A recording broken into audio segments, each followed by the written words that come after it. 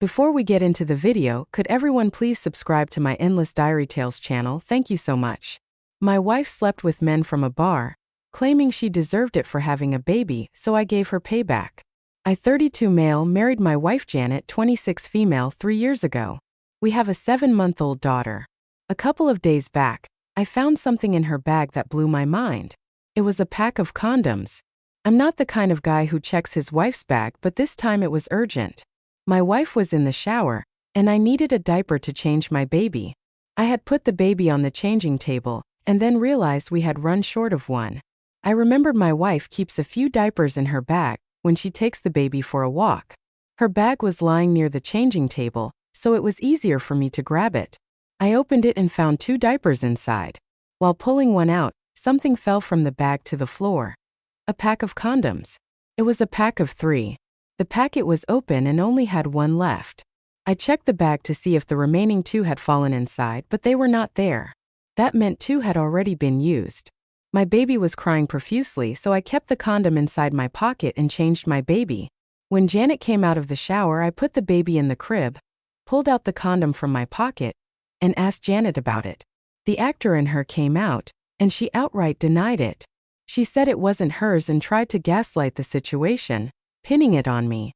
I was shocked at how smoothly she could lie. I said I found it in her bag, but she replied, "But you just pulled it from your pocket, right?" I flipped out because she wasn't ready to accept it was hers. Then she burst out laughing and said, "Oh, poor you, look at your puppy face. I was messing with you." She winked as she said this.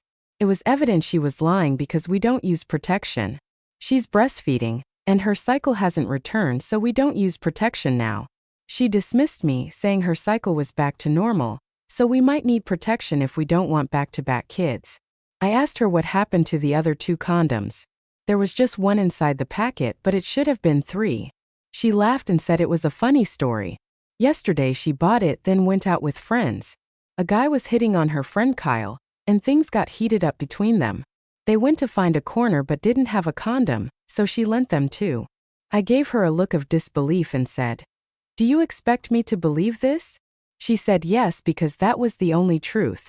She even said I could call Kyle and ask for myself.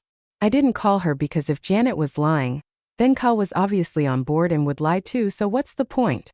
I didn't call her but told Janet that I wasn't buying her crap, so she needed to come clean about whatever she had been up to. Now she's gaslighting me and trying to guilt-trip me, saying I don't trust her. She's weeping, saying I don't understand her and that she just delivered a baby and is going through postpartum depression. And amidst all this, I'm accusing her of cheating. I've tried to make things up with her. I've left it that way, but she's made the environment murky. She's just curling up in bed in a dark room, refusing to switch on the lights, saying she doesn't like the brightness, and she's not eating at all. I'm not sure how she is when I'm not home, but this is what she's been doing since the confrontation. I'm the one who usually apologizes right after our fights because, hardly any woman breaks the ice and says sorry first. However, this time I just don't feel like apologizing at all. I don't think I did anything wrong by asking her up front about the condoms. Do you guys think I could have done anything differently? Seriously, if she's using postpartum depression as a get-out-of-jail-free card for handing out condoms like Halloween candy, maybe it's time for a different kind of delivery, a reality check. Though I have to admit, her excuse game is stronger than her commitment to honesty. As for what I could have done differently, well, I could have packed my own emergency condom in the diaper bag. Who knows, maybe next time she'll pull out a clown nose and claim it's for stress relief. Update 1. Thank you for engaging with my post.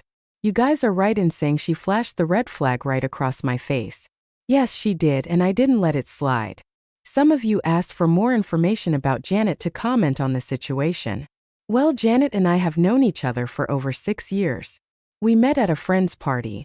She was the most gorgeous woman there. We spent the evening together talking, dancing, and having fun, but I forgot to ask for her number. I'm not a party person, but it was my friend's promotion party, and he insisted I attend. I asked my friend about Janet, and he said he didn't know her either. She was his colleague's friend. I requested my friend to ask his colleagues for Janet's number.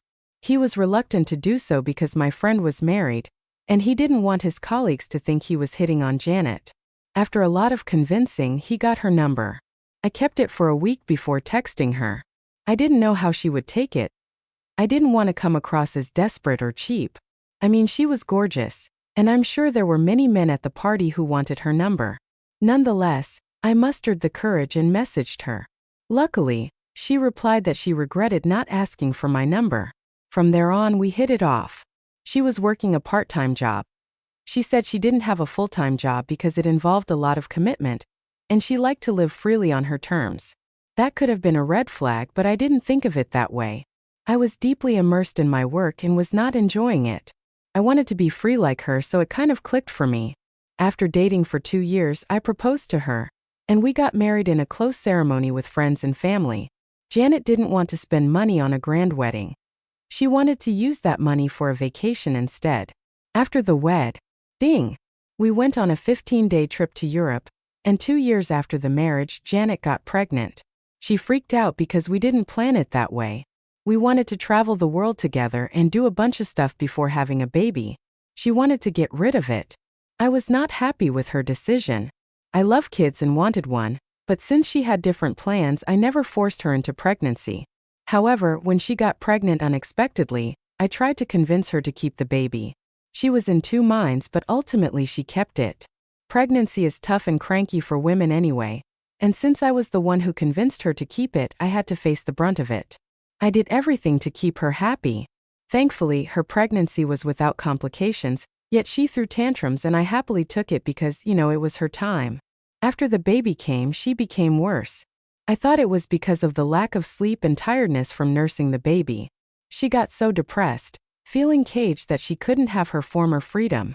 I took her to therapy, and the doctor said it was postpartum depression, which was natural for all women post-delivery. I tried everything to give her the freedom she needed. I hired a full-time nanny so she could have free time to herself.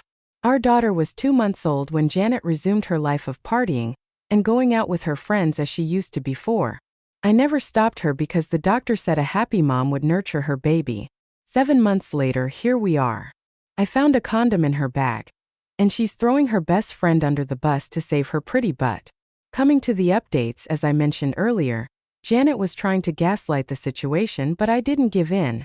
I told her if she thought she could put up an act and get away with her actions, then she was wrong. I'm not going to let this go until she tells me the truth, because what she said earlier was pure BS. Since she wasn't opening up, I started digging on my own. I wanted to check her phone, but she's so guarded about it that I could never access it.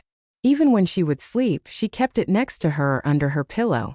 She has always been like that with her phone, so I never questioned her directly. Asking her to show her phone wasn't an option either. She would make a big fuss about how I was doubting her and blah blah. I don't know how else to get the evidence because this woman has no conscience, and she's not going to confess. Any suggestions are greatly welcomed. If Janet's guarding her phone like it's a state secret, you might need to channel your inner James Bond and get a bit creative. Maybe you could enlist the help of a distraction master. Like, I don't know, a baby with an insatiable curiosity for shiny objects. While Janet's busy wrangling the little one, you could sneakily swipe her phone and dive into the depths of her digital secrets. Or hey, if you're feeling particularly bold, you could try the classic accidental spill maneuver. Oops, it looks like I accidentally knocked over my drink onto your phone. Let me grab some paper towels. While you clean that up, just make sure you've got a backup plan for when she starts suspecting foul play. Maybe a pre-packed suitcase and a one-way ticket to a land where lies and deception are just a distant memory. Remember, in this game of cat and mouse, sometimes the mouse has to get a little crafty to outsmart the cat. Just watch out for any trapdoors. Janet might be hiding more than just her phone in her bag of tricks. Thanks for the advice. As most of you suggested, I was about to hire a PI on her, but before that, I found a way myself. One Sunday, I just thought of stalking her social media account. I couldn't find anything from a public view, but her picture with her best friend Kyle caught my eye. I stalked Kyle's profile and got to know she was married and had a toddler. The other day, Janet said that Kyle was making out with a guy at a bar and needed a condom. I was like, wait a minute, does her husband know about all this? I went to Janet and said, hey, I'm sorry that I doubted you about the condom thing. I trust you. If you said it was Kyle, it should be her. She smiled at me. I asked her if Kyle does this often. She said yes and started listing down some incidents where Kyle made moves on men at the bar. I didn't know how true it was or if she was just making it up to cover for herself. After listening to her supposedly funny incidents about Kyle, I dropped the bombshell. I said, "Well, that's funny. By the way, isn't Kyle married and doesn't she have a toddler? Are you guys supporting her in her cheating? Does her husband know about all this?" She froze like an iceberg and then started ranting. No, that's not what I meant. It's just healthy flirting and nothing else." I intervened. "But you just shared so many stories of her picking up men from the bar. And why would she need a condom for healthy flirting?" She said. "Oh, did I say Kyle? My bad stupid pregnancy brain. I meant Kay, my single friend. She's the one who's goofing around. Kyle is the sober one. She doesn't do all that stuff." I was in awe of how swiftly this woman could make up stories. I laughed and said, "I caught you. You don't have to save Kyle's butt. Are you worried that I would tell Kyle's husband the truth?" She said, "Yes, please don't do that. It would ruin their marriage. They have a baby, please. She loves her husband dearly. It was just meaningless sex and nothing more." I looked at her with a smile. I knew she was lying for herself, not for Kyle. Everything she told me about Kyle was actually Janet's, but she wouldn't confess so easily. I told her I wasn't feeling good about Kyle cheating on her husband, so I was going to tell her husband everything. Janet screamed at me. "Why are you acting like a saint? Who are you to do the moral policing here?" I said I wasn't listening to anything. "I'm going to tell Kyle's husband everything." She mellowed. I started sobbing. I got the vibe that she was about to confess, but I wasn't ready for it yet. I stormed inside my room and locked it.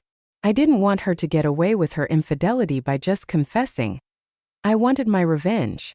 This cheating was not only going to cost her the marriage but also her friendship. I texted Kyle on Instagram and told her that Janet had told me about her dirty little secret. She was aghast. I sent her the recordings where Janet was ranting about Kyle's affair. Kyle left me on read, but I heard Janet's phone ringing a few moments later. Janet was banging at the door, crying and yelling. "Why are you doing this to me? Open the door. Why are you destroying everything? Why can't you trust me?" She was probably still on the phone with Kyle because she yelled, "He's not opening the door. God knows what he's up to." Then Kyle called me. She asked me to listen to Janet. I said I wasn't going to listen to anyone, and the next thing I would do was send the recording to her husband. She freaked out and pleaded with me not to do anything before listening to Janet. I said I was going to call her husband, and then we could both listen to all the stories together. She blurted out that whatever Janet said wasn't Kyle's story but Janet's, and she had been cheating on me for over 4 months. I asked her why she didn't stop her friend. Kyle said she and the other girls did try to knock some sense into her, but Janet would argue that she gave me a beautiful baby, so she deserved this little pleasure. Fair enough. I was convinced that Kyle was telling the truth. My gut feeling hinted at this truth long before, but I wanted to cut off all support systems for Janet. I asked Kyle to come over along with her husband. I don't know if I went too far, but I wanted Kyle's husband to know what a piece of crap Janet was, and that he should keep Kyle away from her. Kyle agreed to come, but she requested that I not show the recordings to her husband because Janet was so good at storytelling that anyone would believe it to be true. She didn't want her husband to doubt her necessarily. I said fine. Kyle was at my house within an hour. I was locked in my room until she arrived. The moment she came, I heard Janet shouting at her. "Why are you here? I told you I'd manage. Now go away. I'm going to deal with this." I came out while Kyle was yelling at Janet for falsely framing her. It was just too much chaos with both of them screaming at each other. Kyle's husband intervened and asked Janet to tell her side of the story. Kyle gave Janet a look as if to say, "Don't you dare lie." Janet sobbed and confessed everything. She admitted that the incidents she had told me were not about Kyle. They were all hers. She had been picking up men from the bar and sleeping with them. Kyle's husband was shocked that Janet was such a witch. She was cheating and then making her friend a scapegoat to get away with it. He yelled at Kyle, "This is the kind of friend you've been hanging out with her. She was about to wreck our marriage." After Janet was done with her confession, Kyle and her husband stood up and left. Kyle said, "Don't you ever contact me. I love my husband and my family. You are not worth losing them." Janet held Kyle's hand and started crying, but Kyle shrugged her off and walked away. After they left, Janet looked at me and said, "Are you happy now? What did you gain by humiliating me in front of my friend and her husband? Is this what men do?" I glared at her and said, "Your woman card is not going to work anymore. You've used all your cards.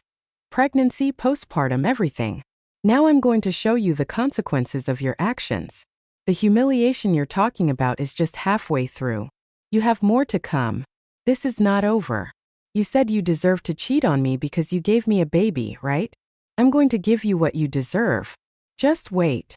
I took my stuff and went into the other room. I called my lawyer and discussed my case. I told him to find any loopholes in the law and get me full custody of my daughter. He asked me to gather all the evidence of Janet's negligence toward the baby, like her drinking and partying habits and her hookups. He said he would build a case around child safety, that it wasn't safe for a child to live with a mother who brings new men into the house every day. I don't know how promising this is, but I'm definitely up for a fight to have full custody of my little girl. I'm going to protect her from her liar and cheater mother. I'll update you when all this is over. Looks like Janet's little house of cards came crashing down faster than a Jenga tower in an earthquake. Who knew playing detective on social media could lead to such a dramatic reveal? But hey, at least you finally peeled back the layers of Janet's deceit like a particularly juicy onion. And speaking of onions, it seems like she's crying enough tears to water a whole field of them. But sorry, Janet, no amount of crocodile tears is going to undo the mess you've made. Now it's time for the real show to begin. The legal battle for custody. It's like a high-stakes game of Monopoly, except instead of hotels on Park Place, you're fighting for the future of your daughter. And let's be honest, Janet's behavior makes her about as trustworthy as a used car salesman in a clown suit. So gear up, strap in, and get ready to fight tooth and nail for your little girl. And hey, if Janet wants to play the victim card, she better be prepared for you to bring out the whole deck of evidence against her. It's time to show her that actions have consequences and cheating your way through life doesn't fly when there's a child's well-being at stake. Update 3. Sorry, I had to delete my last update. I had revealed my lawyer's plan for getting full custody from Janet, which I shouldn't have done. The day after posting the update, when I met my lawyer, he asked me not to discuss the case with anyone. I told him I posted this on Reddit anonymously. He asked me to delete it as soon as possible. Now that everything is over, I've reposted it.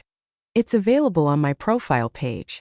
I'm still not allowed to get into the nitty-gritty of the law, but here are the other details. After the confrontation, I slept in the guest bedroom. I tried to have minimal encounters with Janet.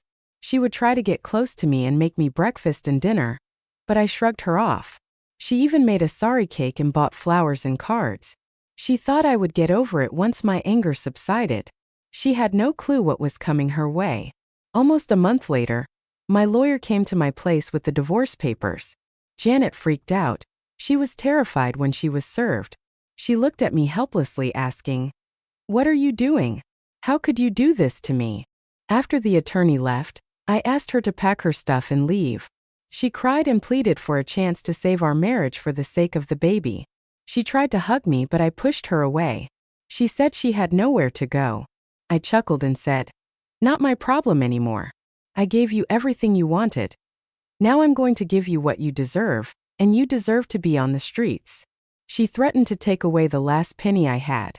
I said, "Sure, good luck hiring a lawyer. The good ones don't come for free, unless you want to spread your legs to pay them." She went toward my daughter's nursery, but I blocked her, saying, "Whoa, you're not getting her. She's not living on the streets with you." She broke down, saying I was ripping her away from her daughter. I said, "You're not interested in being a mother, are you? I'm freeing you from all responsibility. You can now live the life you wanted." She packed her stuff and left. My lawyer built a strong case to get full custody, hiring a full-time nanny, taking work-from-home jobs, etc. But it turned out that Janet wasn't keen on keeping the baby anyway. She didn't have a house or a job, so she didn't fight for custody at all. However, she went bonkers trying to claim alimony. I had to pay a certain amount, can't disclose, sorry, to get rid of her, but it was way too low compared to what she was demanding. It was completely worth it to get her out of my life. Kyle and her husband visited me one day to check on the baby. Kyle apologized for not informing me about Janet's hookups. She said she tried to stop Janet from cheating, but she didn't listen. She was sorry for the baby. Kyle said she was glad I took full custody because Janet wasn't involved with the baby and wouldn't be able to raise her properly like I was doing. Kyle told me that Janet would always complain about how fussy and cranky the baby was and so on. She was overplaying her postpartum thing. Kyle's husband informed me that Janet had reached out to them for help, but he had chased her away. Since then, Janet had been shuffling from one friend's couch to another, and her drinking habit had gotten worse. I said I don't care what she does with her life. Now they offered to help with babysitting. I thanked them for their kind gesture, but I don't think I'll need them. My parents have moved in with me to help with the baby, and we also have a full-time nanny, so I think the baby is going to be fine. I might let her meet her mother someday, but not now. She's just happy and safe with her dad. Hey, at least you've got full custody of your little bundle of joy. And Janet's off gallivanting through the land of couch surfing and cheap booze. It's like a modern-day fairy tale. Except instead of a happily ever after, you've got a deadbeat ex and a baby who's better off without her. And as for Janet's alimony demands, well, let's just say she's about as likely to get that as she is to win the lottery while riding a unicorn. But hey, at least she's got a talent for consistency, consistently making bad life choices, that is. So here's to you, OP, bravely navigating the murky waters of divorce and custody battles like a seasoned sailor in a sea of chaos. May your days be filled with diapers and giggles, and may Janet's antics serve as a cautionary tale for generations to come. Cheers to you, OP. You've earned every bit of peace and quiet that comes your way. What would you have done? Thank you for watching our video.